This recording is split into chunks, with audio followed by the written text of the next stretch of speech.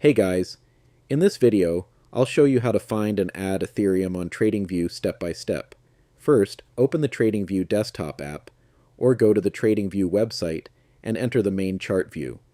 Once you're inside the chart, go to the top right corner of the screen and click on the watchlist icon. It looks like a small list symbol.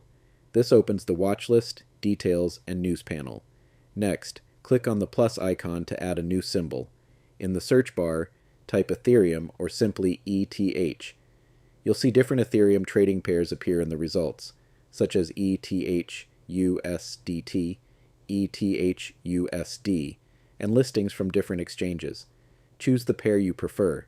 For example, if you trade against USDT, select ETH USDT from your preferred exchange.